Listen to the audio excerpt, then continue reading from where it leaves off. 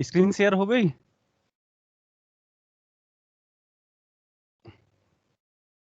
Yes sir. Okay.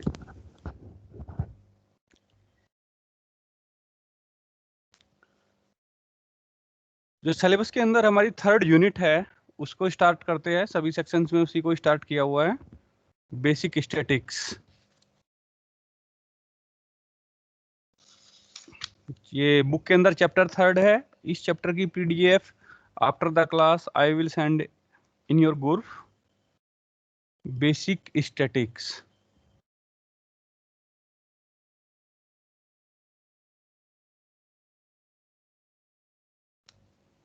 Good morning sir.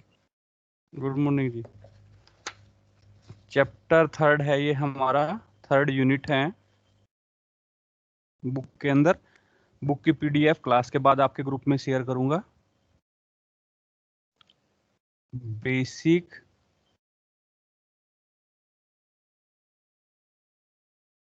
Statics.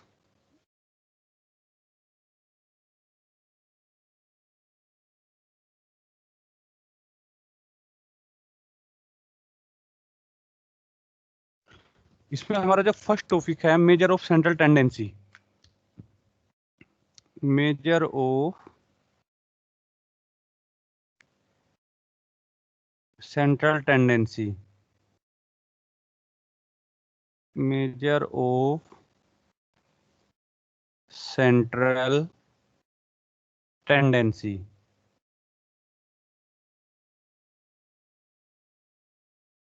इसकी definition note down कर लीजिए एक लाइन में। An average an average is called the measure of central tendency. An average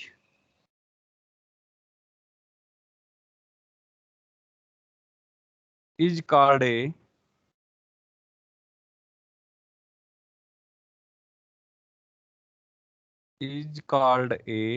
measure of central tendency.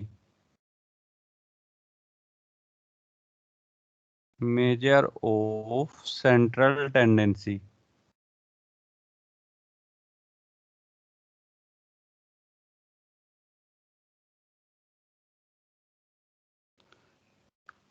Measure of central tendency क्या है?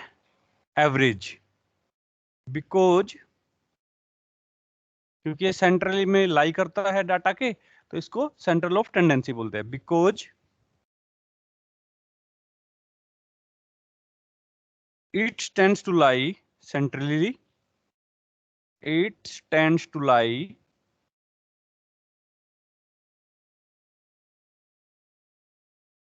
centrally.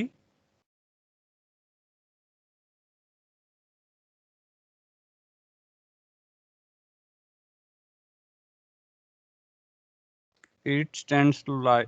It tends to lie centrally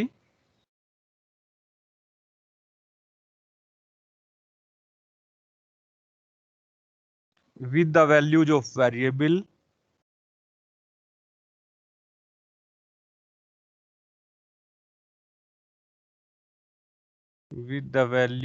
of variable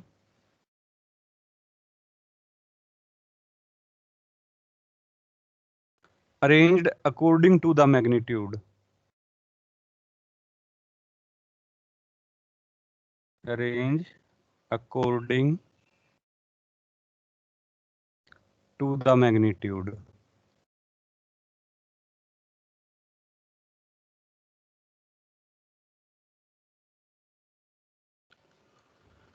तो measure of central tendency क्या है? आपका एक average है, और average कहाँ पे लाई करेगा? सेंटर में की फॉर्म डाटा, जो आपका गिवन डाटा है या जो आपकी वैल्यूज है उनके कहीं सेंटर में, तो इसको इसलिए बोलते हैं measure of central tendency. Measure of central tendency calculate करने के आपके अलग अलग मेथड्स है। जैसे जो हमारे सिलेबस में है वो 6 मेथड है। First, arithmetic mean. Arithmetic mean कह दीजिए या मीन कह दीजिए। Second method measure of central tendency calculate करने का जो मेथड है, median. Third, mode. Fourth, quartiles, quartiles. Fifth geometric mean and sixth harmonic mean. ये सिक्स्थ मेथड है measure of central tendency calculate करने के लिए। तो measure of central tendency basically क्या है, आपका एवरेज है। और एवरेज किसी भी डाटा का कहाँ पे लाई करता है, सेंटर में लाई करता है, सेंट्रली लाई करता है, बीच में कहीं। तो इसलिए इनको बोलते हैं मेजर ऑफ सेंट्रल टेंडेंसी। इनको कैलकुलेट करने के लिए 6 मेथड्स हैं। First mean, second median, third mode, fourth quartiles, fifth geometric mean, sixth harmonic mean. जो आज फर्स्ट लेक्चर है उसमें हम मीन को डिस्कस करेंगे, फिर कल सेकंड लेक्चर में मीडियन को, थर्ड में मोड को, नेक्स्ट में क्वार्टाइल्स, फिर geometric mean and harmonic mean. तो इस तरीके से इनको कंप्लीट करेंगे। मीन,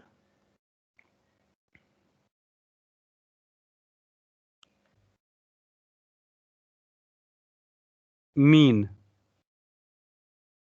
अर्थमेटिक मीन या मीन आपको ऑब्जर्वेशंस दी हुई होगी, ऑब्जर्वेशंस कह दीजिए या डाटा कह दीजिए। How many students have attend the class, are attending the class? 24। 65 है सर। ओके, अब अपडेट हुआ। ओके, तो फर्स्ट मीन, एक ही एग्जांपल की हेल्प से हम मीन को डिस्कस करेंगे।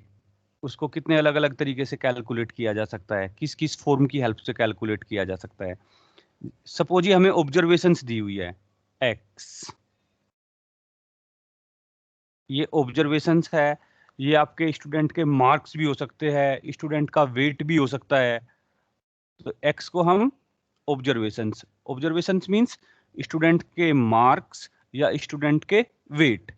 सपोज ये हमारे एन ऑब्जर्वेशन है, x1 comma x2 comma x3 coma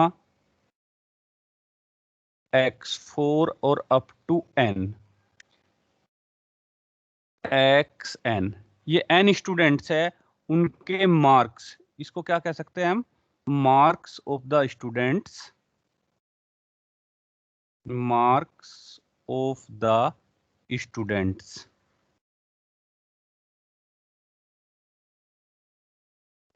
या वेट ऑफ द स्टूडेंट्स, कोई भी आप ऑब्जर्वेशंस मान सकते हैं इसको। हम मार्क्स को लेके चलते हैं कि हमारे पास n स्टूडेंट्स है और ये उनके मार्क्स है, x1 कोई नंबर होगा, x2 कोई ये आपके किसी दूसरे स्टूडेंट के मार्क्स होंगे, x3 थर्ड स्टूडेंट्स के, x4 फोर्थ स्टूडेंट्स के, and so on, xn nth number का जो स्टूडेंट है उसके मार्क्स है। इनका हमें मीन कैलकुलेट करना है। तो इसका मीन कैलकुलेट करने का क्या तरीका है, फर्स्ट मीन को लिखते हैं x बार से, मीन इज इक्वल्स टू, उसको x बार से डिनोट करते हैं। सभी स्टूडेंट्स के मार्क्स को ऐड कर दीजिए, x1 plus x2 plus x3 and so on plus xn upon आपके कितने स्टूडेंट्स थे, कितनी ऑब्जर्वेशंस थी, n। इसको शॉर्ट में लिख सकते हैं आप, summation xi I is equals to 1 to n divided by n। ये आपका फॉर्मूला है। सेकंड, इसको बोलते हैं, एक तरीका तो ये है।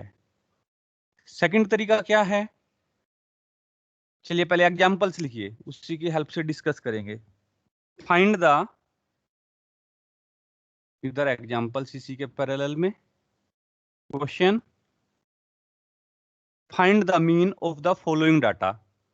ये हमने कोई साथ के साथ एग्जांपल कंसीडर करेंगे। Find the mean of the following data, find the mean of the following data. और डाटा क्या है, ये स्टूडेंट्स के मार्क्स ही मान लीजिए कि आपको कुछ स्टूडेंट्स के मार्क्स दिए हुए हैं। एक्स की जो वैल्यूज है हमारी 4 6 7 8 6 7 8 10, 12, 12 एंड 13, ये स्टूडेंट्स के मार्क्स दिए हुए हैं, marks of the students. Marks क्या दिए हुए आपको? Of the students.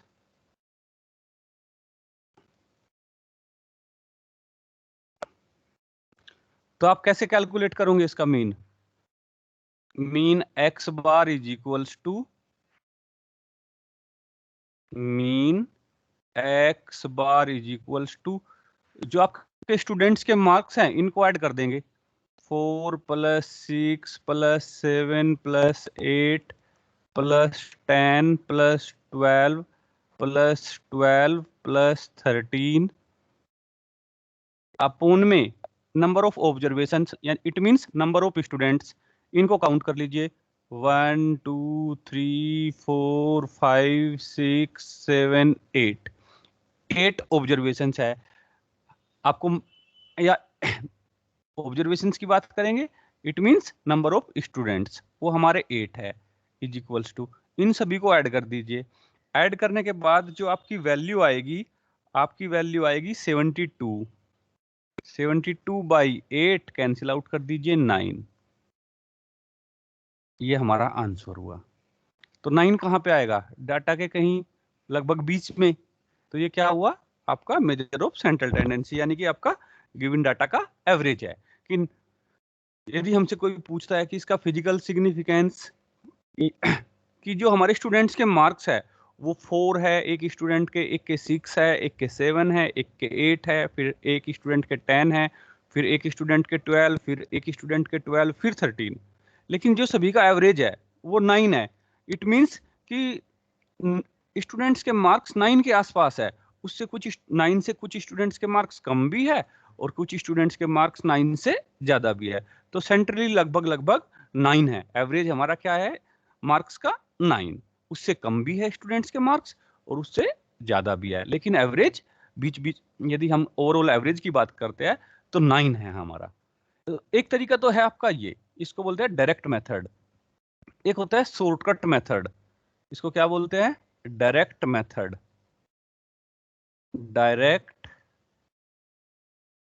मेथड। और ये जो आपकी x की वैल्यूज है इनको ऑब्जर्वेशंस, और इस सीरीज को, ये यहां से जो सीरीज बनती है इंडिविजुअल सीरीज, ये x1 x2 x3 x4 up to xn, ये क्या सीरीज, कैसी सीरीज बनती है? Individual series. जब x की हमें डाटा की या ऑब्जर्वेशंस की अलग अलग वैल्यू दी हुई है तो इनसे जो सीरीज बनती है इंडिविजुअल सीरीज बोलते हैं इसको। सेकंड सेकंड मेथड, कि ये आपको ये जो ऑब्जर्वेशंस दी हुई है x, x1 comma x2 comma x3 up to xn, ये जो आपको ऑब्जर्वेशंस दी हुई है, इट मींस एक तरीके से हम इनको स्टूडेंट्स के मार्क्स लेके चल रहे हैं। स्टूडेंट्स के marks, marks of students, students. तो सपोज ये वैल्यूज लार्ज है हमारी, 100 150 200 300 700, तो हमें फिर उन वैल्यूज को हम ऐड करेंगे, नंबर ऑफ ऑब्जर्वेशन से डिवाइड करेंगे। इस मेथड से सोल्व कर सकते हो। एक होता है शॉर्टकट मेथड, वो क्या है कि ये जो आपकी ऑब्जर्वेशंस है, इन ऑब्जर्वेशंस के लगभग बीच में से कहीं से किसी एक वैल्यू को आप एज्यूम्ड मीन मान लीजिए, कि हमारा ये जो ऑब्जर्वेशंस है उनका एज्यूम्ड मीन सेंट्रली कहीं से भी किसी भी एक वैल्यू को कंसीडर कर सकते हैं कि वो हमारा एज्यूम्ड मीन है। तो उस केस में आप मीन का फॉर्मूला कैसे यूज करेंगे? Mean is equals to, mean को किससे डिनोट करेंगे? एक्स बार से, और उसको लिखेंगे formula A plus summation D I is equals to 1 to n upon number of observation n। कैसे? इसके लिए टेबल कैसे बनाएंगे? ये तो आपका x है, ये तो आपको ऑब्जर्वेशंस दी हुई है, x1, x2, x3 up to xn।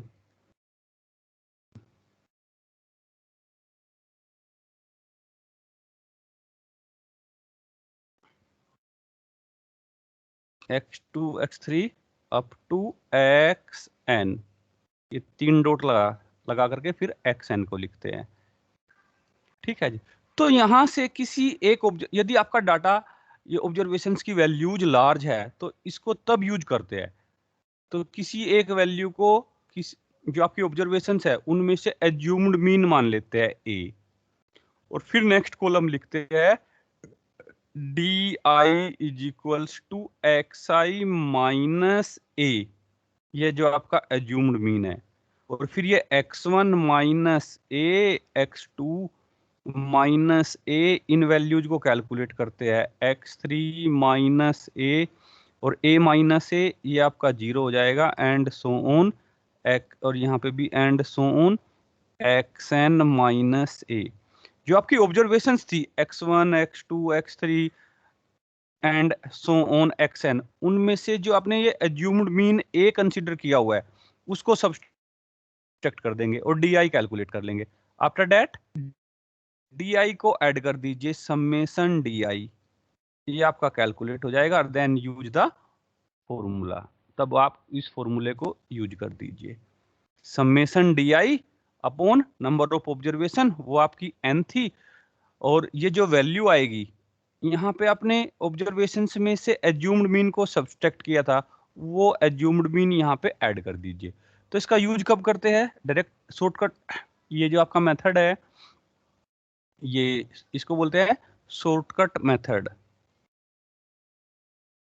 Shortcut method या डेविएशन मेथड और deviation method,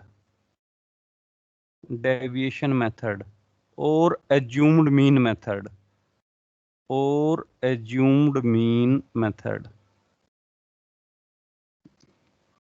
assumed mean method.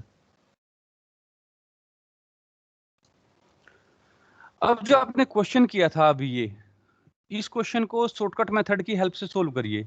ये जो क्वेश्चन था आपका, इसी क्वेश्चन को शॉर्टकट मेथड की हेल्प से सिंपलीफाई करिए, करिए जरा। ये आपकी ऑब्जर्वेशंस क्या थी?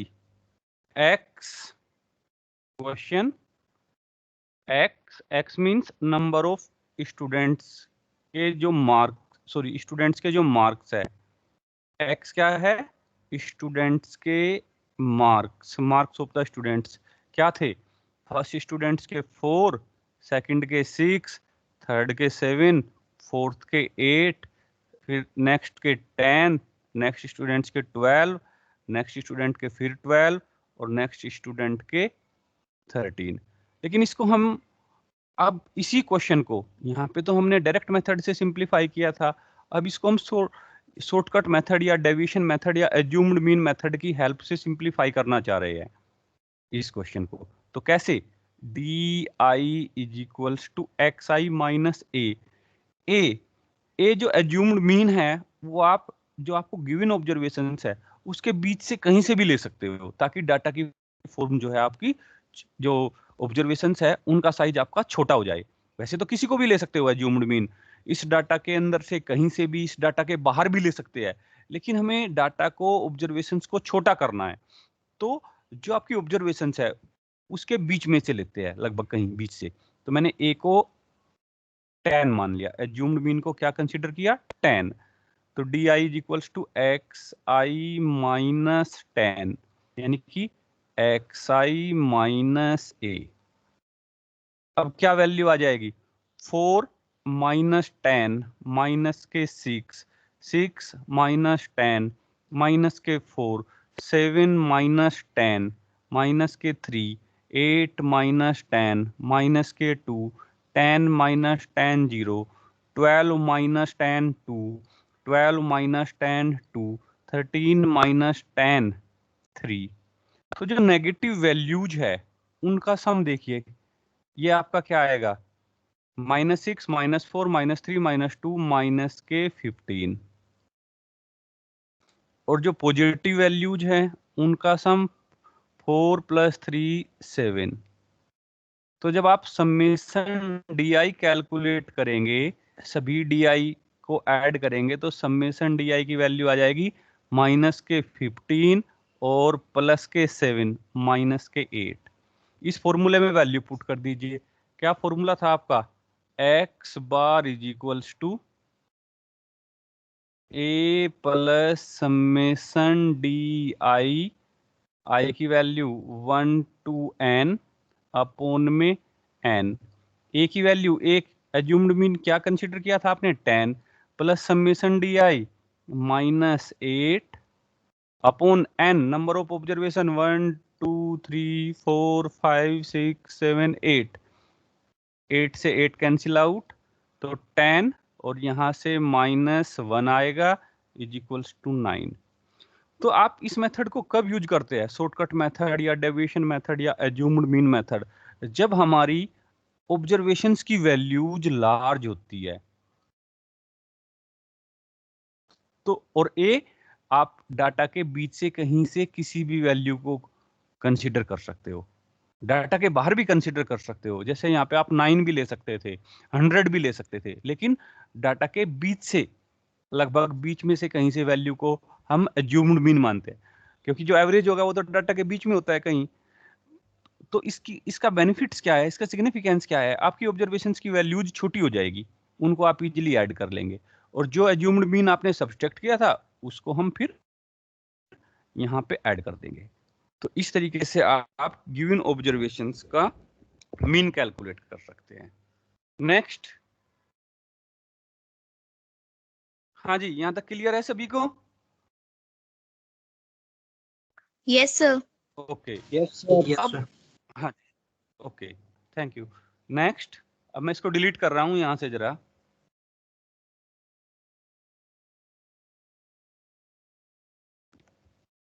नेक्स्ट, यदि हमें observations x1, x2, x3 up to xn ये ऑब्जर्वेशंस दी हुई है, और इनके करस्पॉन्डिंग इनकी फ्रीक्वेंसीज को एफ से डिनोट करते हैं। फ्रीक्वेंसीज का मीनिंग है कि कौन सी ऑब्जर्वेशन कितने टाइम्स रिपीट है। सपोज x1 है वो f1 टाइम्स रिपीट है, x2 है वो f2 टाइम्स रिपीट है, x3 वो f3 टाइम्स रिपीट है, एंड xn जो ऑब्जर्वेशन है वो fn टाइम्स रिपीट है। जैसे ये तो हमारे स्टूडेंट्स के मार्क्स थे, marks of students, marks of students.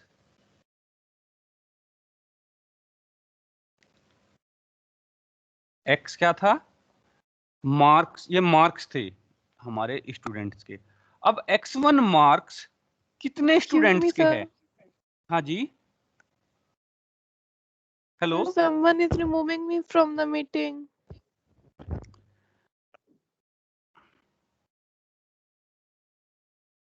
हाँ जी, प्लीज सभी लोग ध्यान से सुन लीजिए जरा। यदि कोई स्टूडेंट मुझे ऐसा मिला जो दूसरे स्टूडेंट्स को रिमूव कर रहा है, तो सेशनल मार्क्स भी मुझे ये अवार्ड करने हैं और फर्स्ट सेम के मार्क्स भी बचे हुए हैं अभी, ठीक है? क्योंकि MS टीम के सभी कमांड हमारे पास है, विद इन 1 मिनट पता कर लेंगे। तो सर प्लीज, आप अटेंडी बना सकते हो सबको। हाँ हाँ, अटेंडी भी बना सकता हूँ, लेकिन यदि मुझे किसी स्टूडेंट का मालूम हुआ तो छोड़ूंगा नहीं, ये ध्यान रखना।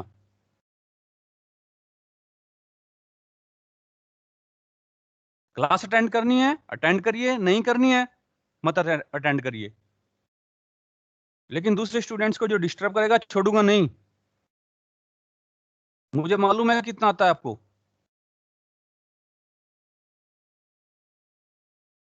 किसी दिन जो MS टीम है एक फैकल्टी को उसकी ऑब्जर्वेशंस के लिए लगा दूंगा, और मुझे जो स्टूडेंट इस तरीके का मिलेगा उसको छोड़ूंगा नहीं, ये ध्यान रखना। क्लास अटेंड करनी है अटेंड करिए, नहीं करनी है मत करिए।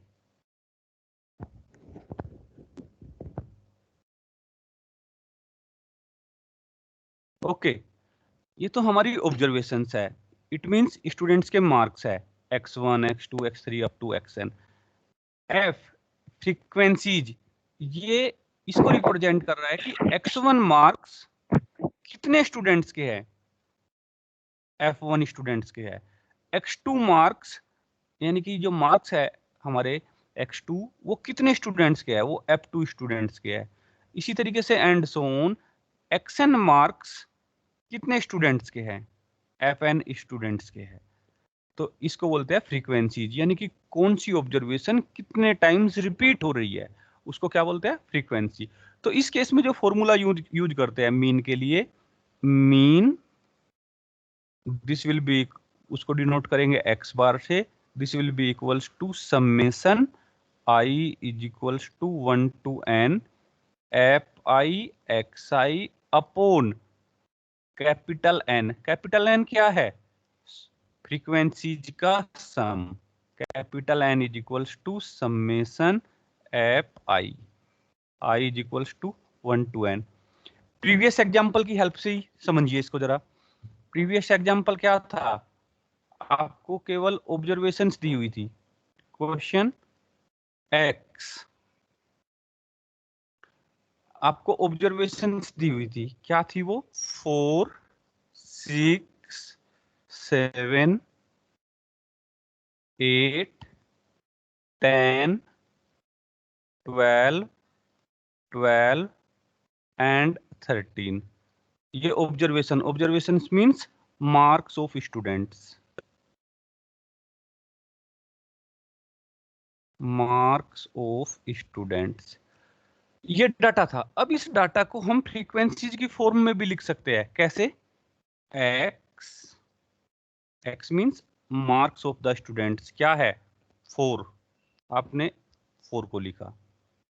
4 केवल, जो 4 मार्क्स है वो केवल एक ही स्टूडेंट्स के है, तो करस्पॉन्डिंग फ्रीक्वेंसी 1 हो जाएगी। 6 मार्क्स केवल एक ही स्टूडेंट्स के है, तो 6 और f मींस केवल एक ही स्टूडेंट, यानी कि 6 मार्क्स केवल एक ही बार रिपीट है, इट मींस एक ही स्टूडेंट के हैं। 7 मार्क्स केवल एक ही स्टूडेंट के है, तो 7 1 टाइम रिपीट है। 8 मार्क्स केवल एक ही स्टूडेंट के हैं, 8 1 टाइम्स रिपीट है। 10 मार्क्स केवल एक ही स्टूडेंट के हैं। अब 12 पे आइए जरा। 12 मार्क्स दो स्टूडेंट के हैं, दो स्टूडेंट्स के सेम मार्क्स है, क्या है 12, तो 12 मार्क्स दो स्टूडेंट के है, तो फ्रीक्वेंसी 2 हो जाएगी। 13 मार्क्स केवल एक ही स्टूडेंट के है, तो 13 1। यानी कि जो मार्क्स जितनी बार रिपीट हो रहे हैं वो आपकी किसको रिप्रेजेंट करेगा, फ्रीक्वेंसी के, कि 12 मार्क्स 2 बार रिपीट हो रहे हैं, इट मींस 12 मार्क्स दो स्टूडेंट्स के है। तो आपने इसी डाटा को किसकी, फ्रीक्वेंसी की फॉर्म में लिखा। अब आप यहां से इसको डायरेक्ट इसको सिंप्लीफाई कर लीजिए। कैसे, xi, x की वैल्यूज को xi, फ्रीक्वेंसीज की वैल्यू को fi, और क्या आ जाएगा, 4 into 1 4, 6 into 1 6, 7 into 1 7, 8 into 1 8, 10 into 1 10, 12 टू जा 24 और 13 1 जा 13। इसको ऐड कर दीजिए यहां से, ये तो आपका फ्रीक्वेंसीज का सम, यानी कि टोटल नंबर ऑफ स्टूडेंट्स को बताएगा। फ्रीक्वेंसीज का सम किसको बताएगा, टोटल नंबर ऑफ स्टूडेंट्स को। 1 2 3 4 5 और 2 7 और 1 8, कैपिटल N 8 फ्रीक्वेंसीज का सम, एंड समेशन fi xi, इसको यहां से ऐड कर लीजिए, ये आ जाएगा आपका 72। फॉर्मूला यूज करिए, mean x bar is equals to summation fi xi upon में capital N, 72 upon 8 cancel out करके 9। तो फ्रीक्वेंसीज किसको रिप्रेजेंट करता है कि आपकी ऑब्जर्वेशन कितने टाइम्स रिपीट हो रही है। जैसे हम x को स्टूडेंट्स के मार्क्स मान के चलते हैं तो 4 केवल एक ही स्टूडेंट्स के मार्क्स है तो फ्रीक्वेंसी 1 हुई। 6 मार्क्स केवल एक ही स्टूडेंट्स के है तो फ्रीक्वेंसी 1। 7 मार्क्स केवल एक ही स्टूडेंट के है, फ्रीक्वेंसी 1। 8 केवल एक ही बार रिपीट है तो 8 मार्क्स केवल एक ही स्टूडेंट्स के है। 10 मार्क्स केवल एक ही स्टूडेंट्स के है। 12 दो बार रिपीट था तो 12 मार्क्स हमारे 2 स्टूडेंट के हुए।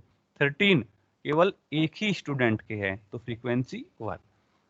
यानी कि जो आपकी ऑब्जर्वेशन से जितने टाइम रिपीट हो रही है वो उसकी फ्रीक्वेंसी कहलाती है। यानी कि उतने मार्क्स हमारे उतने नंबर ऑफ स्टूडेंट्स के हैं। तो 12 मार्क्स हमारे 2 बार रिपीट है तो 2 स्टूडेंट के। तो इसको बोलते हैं, इस मेथड को बोलते हैं डायरेक्ट मेथड। इसका नाम क्या है मेथड का? Direct method. दूसरा सेकंड वन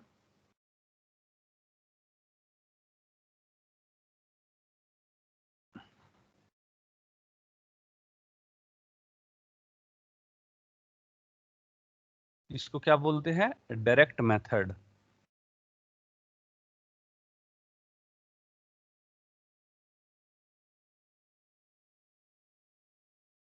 डायरेक्ट मेथड। फिर जब आपकी ऑब्जर्वेशंस और करस्पॉन्डिंग फ्रीक्वेंसीज दी हुई है एक्स एफ, एक्स की values x1, x2, x3 up to xn, corresponding frequencies f1, f2, f3 up to fn। तो आपका शॉर्टकट मेथड या डेविएशन मेथड या एज्यूम्ड मीन मेथड क्या होता है? उसका फॉर्मूला है मीन्स x बार से डिनोट किया is equals to a plus summation F I D I upon I की वैल्यू 1 to n अपॉन में capital N, where capital N क्या है? फ्रीक्वेंसीज का sum i is equals to 1 to n F I, and D I क्या है? D I is equals to X I minus A assumed mean है। तो इसको क्या बोलते हैं? इस मेथड का नाम है, इसका नाम है शॉर्टकट मेथड। शॉर्टकट मेथड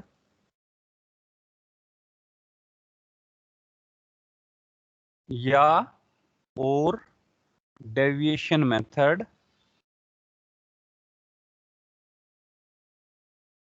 और एज्यूम्ड मीन मेथड और assumed mean method.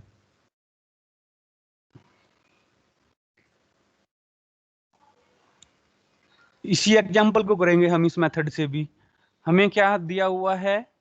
Observations question, इसी एग्जांपल को करेंगे, और ऑब्जर्वेशंस और करस्पॉन्डिंग फ्रीक्वेंसीज।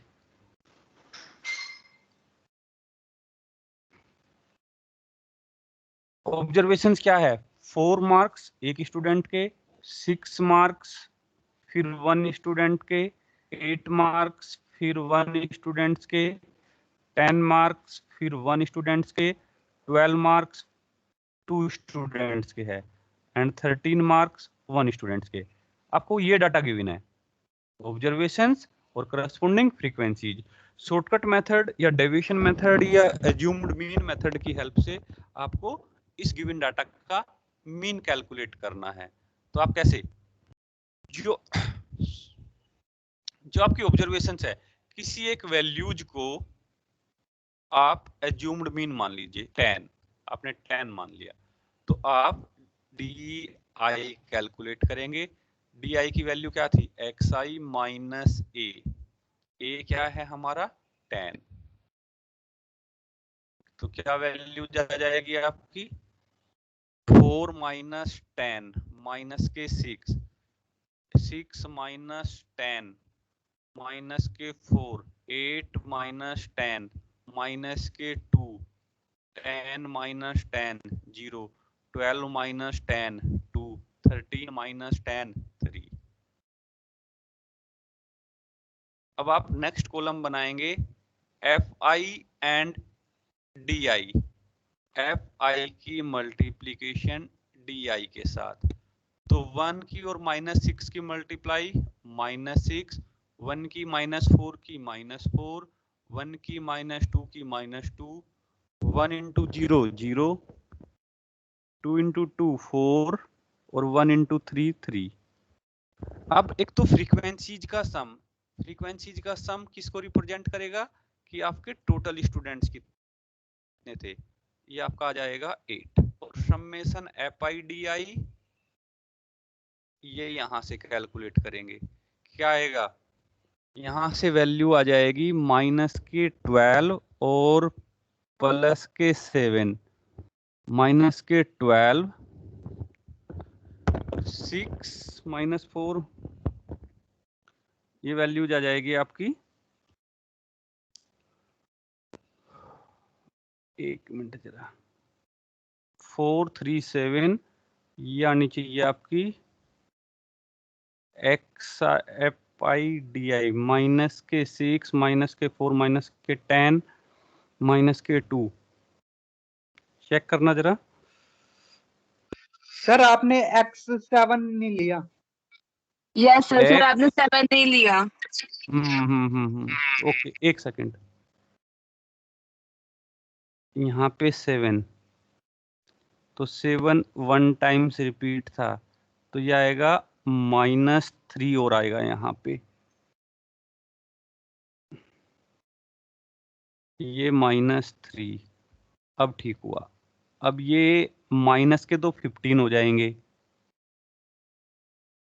माइनस की वैल्यूज, और ये आपके प्लस के 7, तो समेशन FIDI -8।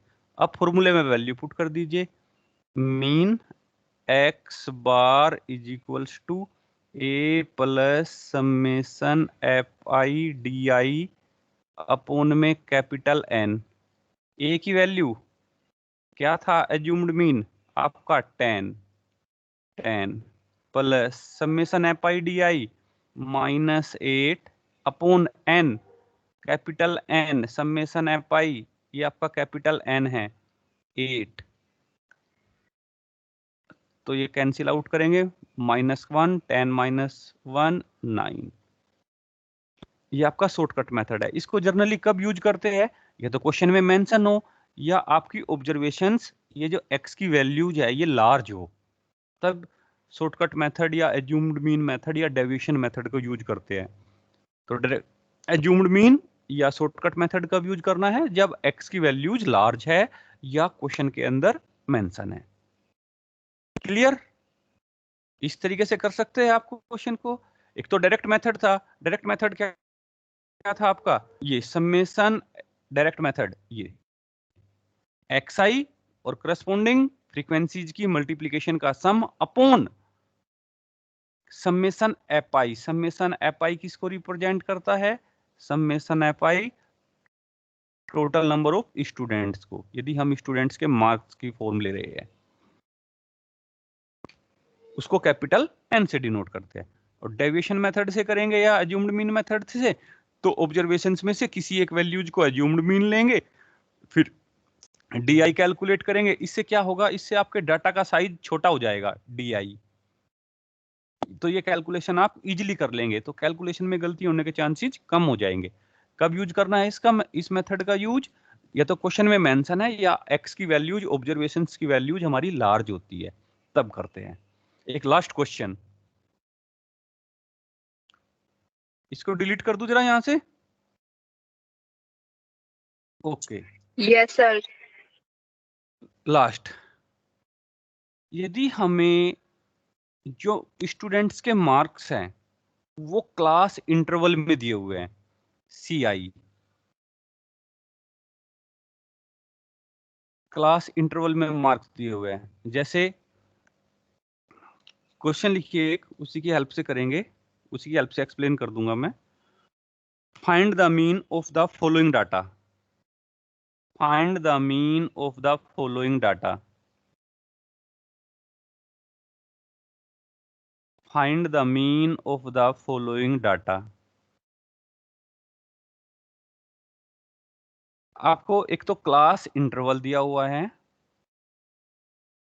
और उनके करस्पॉन्डिंग फ्रीक्वेंसीज दी हुई है। क्लास इंटरवल क्या है? 10 से 25, 25 से 40, 40 से 50, 40 से 55, 55 से 70, 70 से 85 एंड 85 से 100।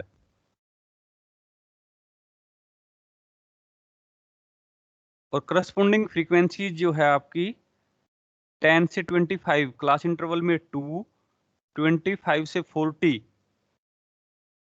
फ्रीक्वेंसी क्लास इंटरवल में 3, 40 से 55 क्लास इंटरवल में फ्रीक्वेंसी 7, 55 से 70 क्लास इंटरवल में फ्रीक्वेंसी 6, 70 से 85 क्लास इंटरवल में फ्रीक्वेंसी अगेन 6, 85 से 100 क्लास इंटरवल में frequency again 6।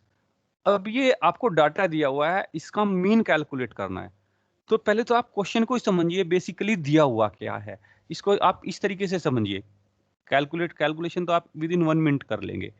Class interval means कि जो स्टूडेंट्स के मार्क्स है वो इस बार इस फॉर्म में दिए हुए हैं कि 10 से लेकर के 25 तक, उसके बीच में 10 से 25 मार्क्स के बीच में जो हमारे नंबर ऑफ स्टूडेंट्स है वो 2 है। 10 से 25 मार्क्स तक हमारे जो स्टूडेंट्स हैं उसमें हमारे 2 स्टूडेंट्स हैं। फिर 25 से 40 मार्क्स के बीच में 3 स्टूडेंट्स हैं। 40 से 55 मार्क्स के बीच में 7 स्टूडेंट्स हैं। 55 से 70 मार्क्स के बीच में 6 स्टूडेंट्स हैं। 70 से 85 मार्क्स के बीच में 6 स्टूडेंट्स हैं और 85 से 100 मार्क्स के बीच में अगेन 6 स्टूडेंट्स है।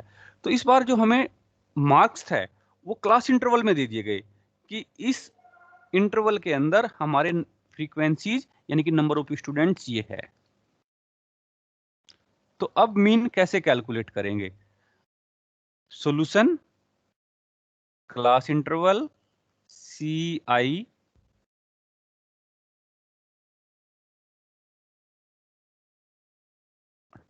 ये आप फ्रीक्वेंसीज ऐप लिख लीजिए। क्लास इंटरवल क्या है आपका? 10 से 25, 25 से 40, 40 से 55, 55 से 70, 70 से 85 और 85 से 100। 10 से 25, 25 से 40, 40 से 55, 55 से 70, 70 से 85, 85 से 100। Corresponding frequencies 2, 3, 7, 6, 6, 6। अब फ्रीक्वेंसीज तो हमें मालूम है, इस क्लास इंटरवल का मिड पॉइंट, क्लास इंटरवल का मिड पॉइंट, और वो आपकी किसकी वैल्यूज को रिप्रेजेंट करेगा? एक्स की वैल्यूज को, कैपिटल एक्स। ये क्या है? Mid point of class interval. उसको कैसे कैलकुलेट करेंगे? 10 + 25/2, 10 + 25/2, तो ये क्या आ जाएगा? 17.5। नेक्स्ट क्या आ जाएगा? 32.5। नेक्स्ट क्या आ जाएगा? 47.5। नेक्स्ट क्या आ जाएगा? 62.5। नेक्स्ट क्या आ जाएगा? 77.5। नेक्स्ट क्या आ जाएगा? 92.5। अब आपके पास 2 तरीके हैं, या तो आप डायरेक्ट मेथड, ऐप आपके पास है, फ्रीक्वेंसीज आपके पास थी ऑलरेडी, एक्स ये आपकी ऑब्जर्वेशंस आ गई। इसके बाद आपके पास दो मेथड है, डायरेक्ट मेथड या डायरेक्ट मेथड में क्या करना होगा, एक्स आई एफ आई इनकी प्रोडक्ट लेंगे और डिवाइडेड बाय कैपिटल एन यानी कि फ्रीक्वेंसीज का सम, आंसर कैलकुलेट कर लेंगे। दूसरा है, हाँ जी सर आपने जो एक्सआई लिखा है वो किस मतलब कैसे डिसाइड किया कि 17.5 आएगा? इसका मिड पॉइंट 10 से लेकर के 25 का मिड पॉइंट वो कैसे कैलकुलेट करेंगे, 10 + 25/2 इन दोनों को ऐड करके उसका आधा कर देंगे। दोनों को ठीक है। ऐड किया उसका आधा, दोनों को ऐड किया, क्लास इंटरवल की lower limit plus upper limit divided by 2। अब आपके पास दो तरीके हैं, ये तो आप direct method summation F I X I upon N उससे कैलकुलेट कर लीजिए, कैपिटल एन यहां से आ जाएगा, कैपिटल एन मीन्स ये आपका 30 आ जाएगा, यानी इट मीन्स कि 30 आपको एक तरीके से जो गिवन डाटा है यहाँ पे 30 स्टूडेंट्स के मार्क्स क्लास इंटरवल में दिए हुए हैं। फ्रीक्वेंसीज को जब आपने ऐड किया तो ये 30 आए, तो यदि हम इनको मार्क्स कंसीडर करके चलते हैं कि ये 100 मार्क्स में से 30 स्टूडेंट्स के मार्क्स दिए हुए हैं, 2 स्टूडेंट्स के मार्क्स 10 से 25, 3 स्टूडेंट्स के मार्क्स 25 से 40, 7 स्टूडेंट्स के मार्क्स 40 से 55, 6 के 55 से 70, 6 के फिर 70 से 85 के बीच में है, और अगेन 6 स्टूडेंट्स के मार्क्स 85 से 100 के बीच में है। तो इस तरीके से आप ये डाटा तैयार कर लेंगे। अब ये तो आप summation F I X I upon capital N उससे कैलकुलेट कर लीजिए, आपका आंसर आ जाएगा। या assumed mean method D I equals to X I minus A, किसी को भी ले सकते हैं आप, तो आप 47.5 को ले लीजिए, डाटा के बीच में से कहीं से भी ले सकते हैं।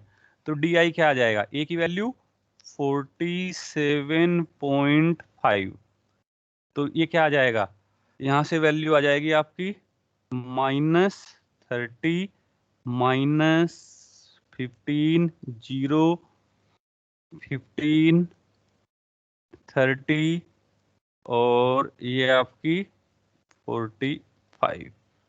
अब एफ आई डी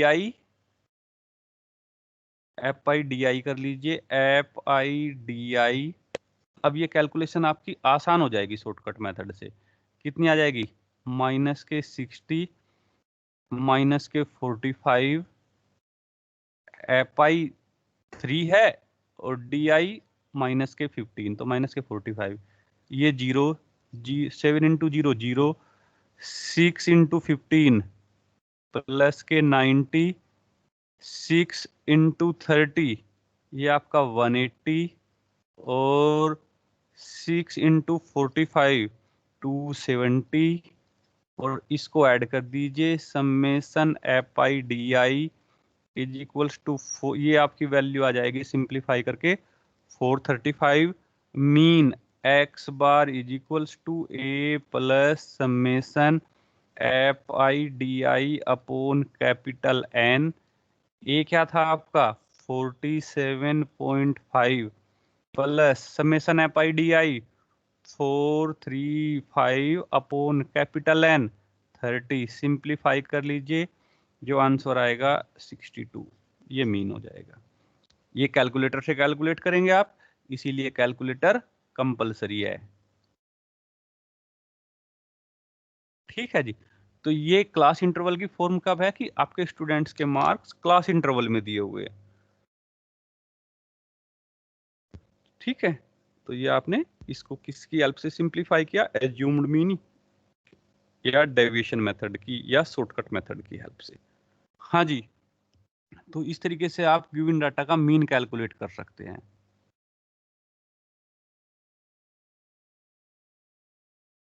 कितने स्टूडेंट्स प्रेजेंट हैं,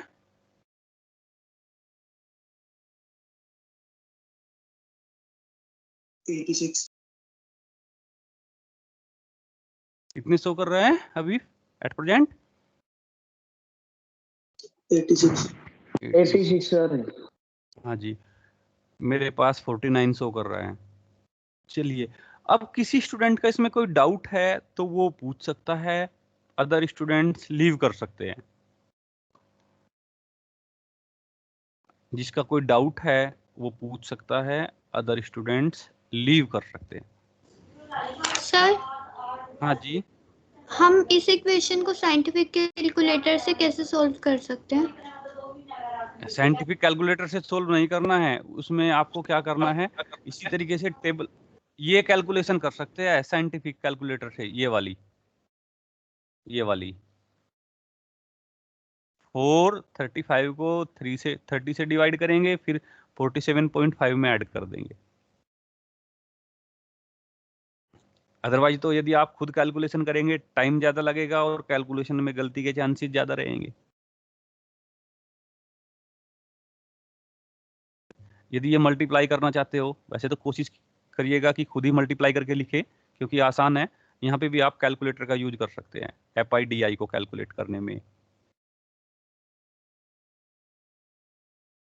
क्योंकि एग्जाम में जब आप इस क्वेश्चन को करेंगे तो ये टेबल तो दिखानी होगी ना आपको, ये टेबल तो शो करनी पड़ेगी। ये कैलकुलेशन कर सकते हो आप कैलकुलेटर से। ओके, और किसी स्टूडेंट का कोई डाउट? हाँ जी, समझ आया?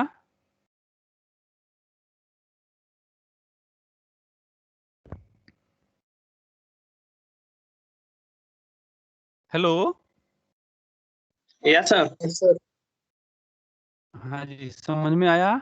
Yes sir. Yes sir. हाँ जी, तो ये है। सर हाँ जी, सर अटेंडेंस अटेंडेंस ग्रुप में शेयर कर दीजिए, ठीक है? ओके, ठीक है सर, ठीक। और कोई, किसी स्टूडेंट का कोई डाउट, कुछ ऐसा लगता है कि डिस्कस करना चाहिए?